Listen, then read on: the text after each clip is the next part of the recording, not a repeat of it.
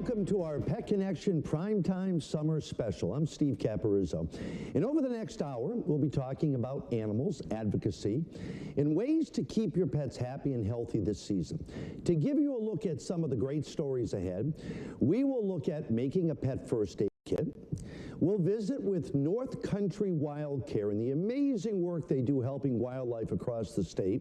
We'll spend some time at the Montgomery County SPCA in Amsterdam, getting a look at their new shelter, and we'll also take a look at the state of animal law here in New York.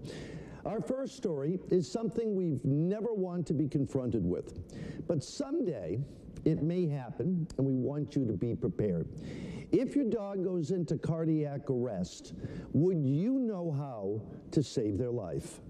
Now, this would be what, a small dog or a kitty? Small dog or cat, right. So what you're going to want to do is first you're going to want to check to see if the animal is breathing or if they have a heartbeat or a pulse. Yep. So to check for breathing, you can watch the abdomen and the chest rise and fall. Sometimes you can kind of pluck some hairs and put it in front of their nose to see if air is passing.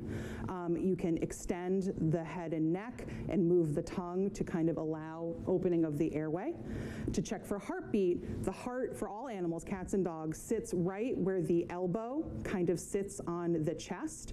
So that's where you're going to want to put your hand to feel for heartbeats. And that would be for any size? For any size animal, yes. Same with dogs. He doesn't want to move his elbow for me, but it's in this area. Yes, exactly right.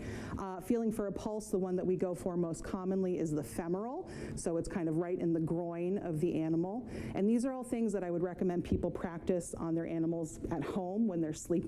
Right, you do this in advance so that if it happens, you know exactly what to do. Show us how you would do CPR. Okay, so first thing you want to do is the compression. So in a small dog or cat, you're going to go right where that heart would be, and you actually use your hand like this. What's the speed on that? Speed is 100 beats per minute, which is the tune of Staying Alive. So it's So you're going pretty fast. Pretty fast. And CPR is actually quite exhausting in humans and in animals. So you're going to feel it.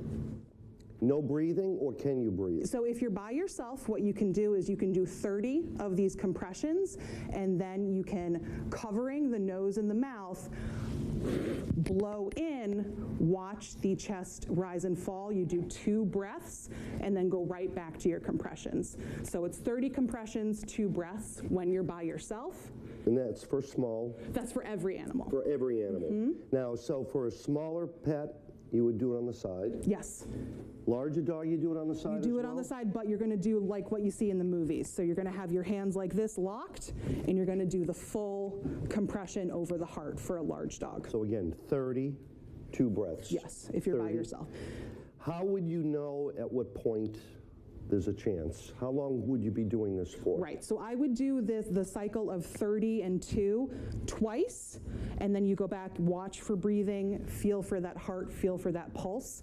If you don't feel it the first time, 2 more cycles. I would maybe do up to 5 cycles before assuming that you're not going to get them back. Now, with pug style, bulldog types, it's a little bit different. It's a little bit different. So because they have such a barrel chest, doing it on their side won't actually get the heart to compress.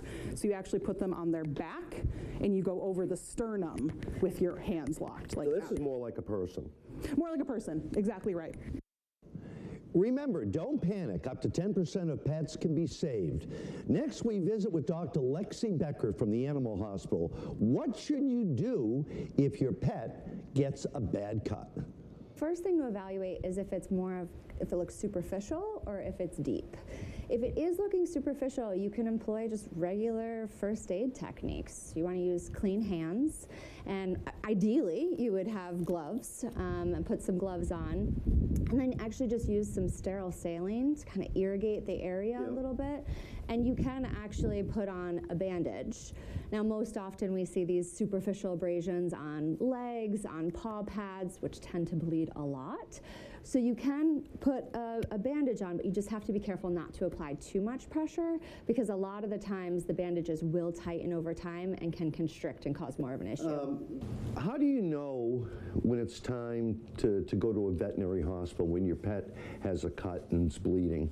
So for the most part, if it looks deep, if you can't see the bottom of it, or if it looks like it's penetrating into the subcutaneous or tissues underneath the skin, if it's not stopping bleeding, if it looks like there's any sort of shearing force where the skin's kind of moving over top, if it's over a chest or abdomen and it looks like it might be deeper, those are definitely more concerning. What are the basics that you should have at home for your pets so that if something happens, you got something handy? Sure, yeah. The first thing I always think is good to have is some sort of bandaging material. So if you had some sort of like non-adherent or telfa pad that you can use to put on a wound, that would be helpful. Also some sort of just wrapping material as well. Ideally you'd have this cushion material on the bottom aspect, and then a gauze wrap and some sort of vat wrap. So this is just like stuff you'd buy for people. Yep, first aid kit that you'd have for a person. And then, you know, sterile gloves or any other sort of gloves, just so that you could dress a wound or if you needed anything to stay clean. I always like a cold compress. That's always helpful for some sort of insect bite, or if there is some sort of bleeding wound, you can Would that be good for like a bee sting? Absolutely, yep. And along with that, Benadryl. Benadryl is always really helpful to have in the first aid kit as well. This is dog specific, but doesn't have to be. But with Benadryl, you have to know your dog's weight. Absolutely. And be very careful that you don't over-medicate. Of course, absolutely. So, you know, anytime there's a question, and anytime even you're really grabbing for this first aid kit, it's never a bad idea to call your veterinarian or local emergency clinic. That's what we're here for. We'll guide you through all of those things. And if it's something you can use these tools to help at home, by all means do it, but we can guide you to do so. A towel is always a good thing, just in case there's any sort of, again, bleeding. You can apply pressure to it, or even just to clean up something if, you know, there's some sort of an incident going on there. Collapsible bowl is always a good thing to have. Here's back to the bandaging. Bandaging scissors are good. With the bandaging scissors specifically, they have a blunted tip, so you're not going to accidentally cut them when you go to remove a bandage. So you don't want them to be like regular scissors. Exactly. For safety? Exactly. Ideally. Yep. And then the other really good thing to have is a thermometer and just regular lubricant, so you could take their temperature if needed. And then a flashlight is always helpful if there's some sort of wound or a sliver or something that you can take a good look in there. There's some flushing material that we can have with syringes as well, like sterile saline, and then tick pullers are always good as well. What happens if you think your pet ate something and you see them vomiting, getting sick, or just acting lethargic? So really the first thing you want to do is either call your veterinarian or the ASPCA poison control hotline. That's what they're there for, to help you figure out if this is something that we need to be concerned about.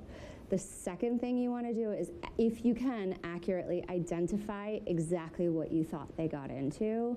A really good example of why that's important is rodenticides. There's certain rodenticides, they all look alike, but the treatment is so different. So I always recommend that people either take the packaging or take a picture of it. And that stands for anything, over-the-counter medications, supplements, anything like that. It's really helpful to know that's exactly. The key, is to try to find that first thing that maybe is making them that sick in the quantity that they could have. Yeah, I mean, you hear about that with chocolate all the time. Well, that's one of the common things, that's right? Actually it, absolutely. And any sort of toxin, it's really the dose that's important. What might be really dangerous for a Chihuahua might not be a big deal for a Great Dane. Switching gears to another important topic, pet wellness. I want to introduce you to Joe Lasella, the CEO of the Animal Protective Foundation. He discusses some of the programs they have keeping pets in their homes and reducing the pet population. We are the largest spay-neuter program that's open to the public here in the region. We're very proud of that. Last year we did almost 4,000 successful dogs and cats and some rabbits. But you know, the way we got where we are today, where the animals in shelters aren't being euthanized after being here for 3, 4, 5 days, is because we had successful spay-neuter programs that, you know, started a few decades ago. We appreciate the importance of that. You know, our goal is to keep as many animals out of the shelters as we can, and the only way to really achieve that is by doing spay-neuter surgeries on a large scale. Tell us about these wellness clinics that you will set up in the area at various times during the year for families. So we're almost doing one of these per month at this point. We call them our community pet wellness clinics. They're designed for people who are struggling financially. And we're also finding just the sheer shortage of veterinarians in the area. We're seeing a lot of people. For these people, this is really probably the only opportunity they're going to have access to a veterinarian. So we set it up as kind of MASH style, but everybody who comes can get, you know, a mini doctor's exam, we call it. If it's something quick and simple that we can treat, we will do that. We send them home with spay neuters. We do all of their vaccines. We microchip them, and it's all at no cost to the folks. In order for us to do this, of course, we're very grateful to our supporters who make this possible. The next two community wellness clinics are on August 18th at Benson's Pet Center in Rotterdam. This is for cats only. It runs from 9 to 11:30 in the morning. Pre-registering is preferred online. Then on September 15th at the Bridge Church in Mount Pleasant during the same time period. This is for dogs only. And again, asking that you pre-register online. You can go to animalprotective.org for more information. Coming up, heat and pets, the dangers you have to be aware of. But first, as we head to break, we're showing some great pet tricks sent to us by viewers. Here's Carol Wheelock and her 6-year-old cat, Gemini. They call this one catfishing.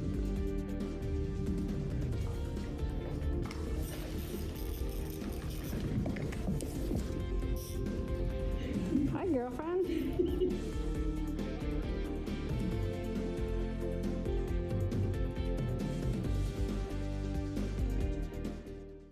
This Pet Connection special is sponsored by the Animal Hospital, Fallon Wellness Pharmacy, Curtis Lumber, and Capital Land Motors.